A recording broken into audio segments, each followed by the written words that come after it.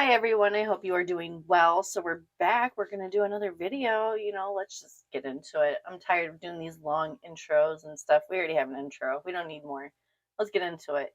So today's video is when Jesus came to Winnebago County.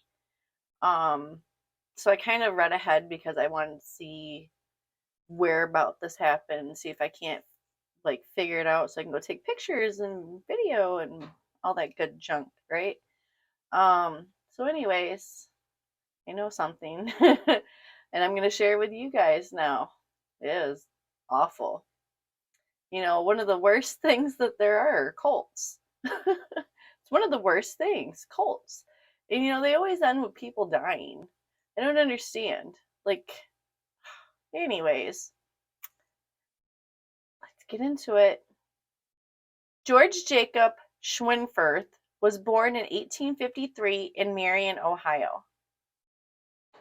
He had a typical childhood, though his mother would later claim that she knew from the day he was born that God had a special plan for her son. That special plan would eventually involve hundreds of followers, numerous scandals, and a 600-acre farm named Mount Zion. George would become involved with a religious movement started by a woman named Dorinda Beekman, the wife of a preacher.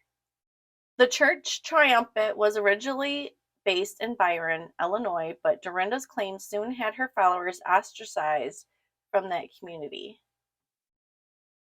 George met Dorinda in December 1877, and they soon became kindred spirits. George proved to be a gifted speaker. He was a very handsome, and some would even claim that he looked just like Jesus Christ, or what they would imagine Jesus to look like at this time. Young, handsome, and very persuasive were all words that were used to describe George back in the beginning.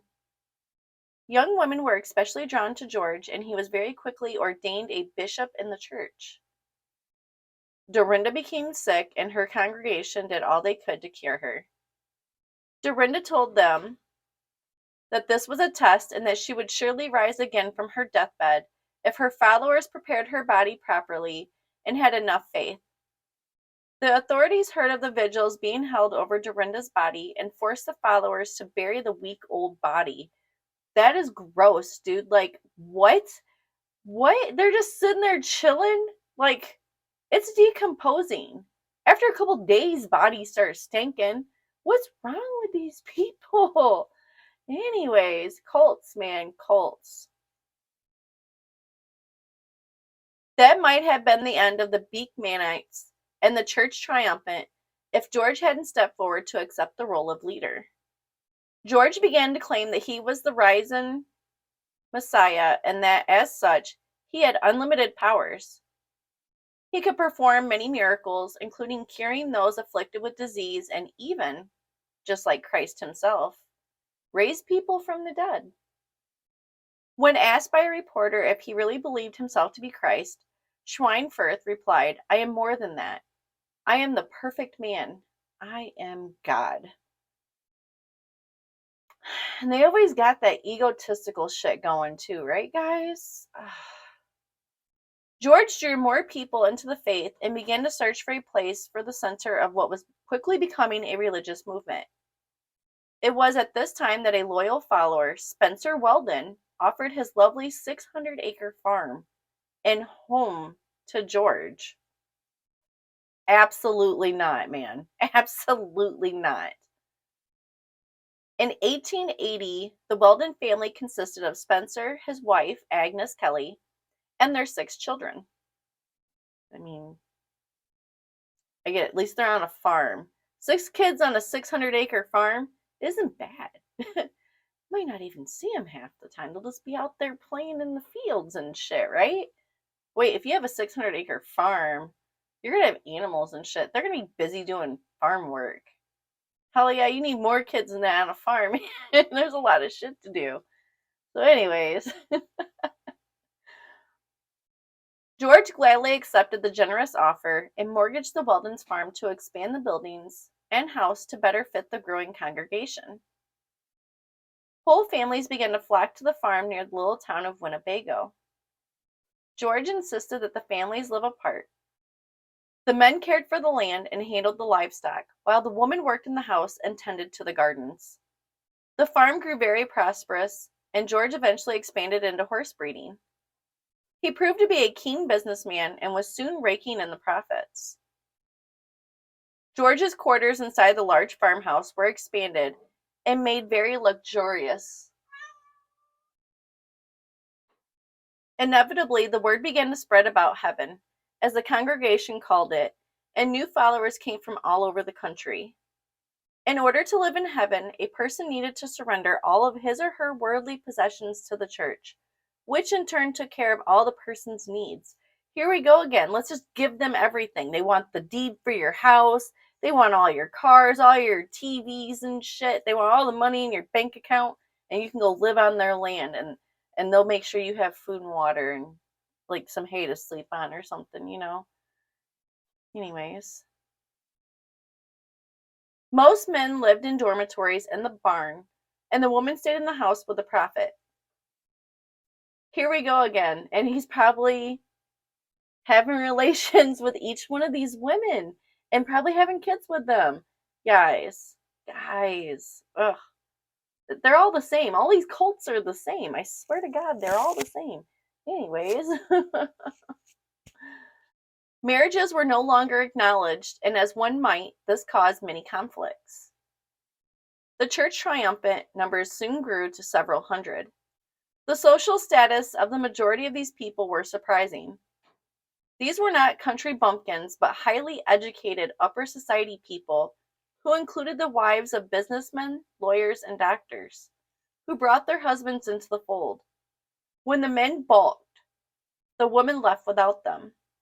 Some of these women either forced their children to accompany them or deserted the entire family. These fucking people, like, what is wrong with these people? I don't understand it. They're so impressionable. Certain young women who were very beautiful soon became the favorites of the self-proclaimed Messiah. One of these angels was the eldest daughter of the Weldons, Mary Louise. She was around 25 years old when the family home became known as heaven. She was very beautiful and one of George's most devout followers. One of the fundamental beliefs of the church, triumphant, was the Immaculate Conception of Mary with the child of the Holy Spirit. It was such a vital part of their belief that when certain angels became pregnant, followers all believed that they, like the Virgin Mary, carried the children of God. I told you. Oh, and it wasn't the prophet. It wasn't him. No. He didn't do that. It was God. God did that. It wasn't the prophet at all. DNA tests and such, you know, come so far. Anyways. Though the exact number of these children has been lost, at least 4 were born in heaven. 2 children were born to the head angel, Aurora Tuttle, 1 to Mary Teft, and 1 to Mary Weldon. Oh, he really liked that Mary name, didn't he? Probably easier since he was, you know,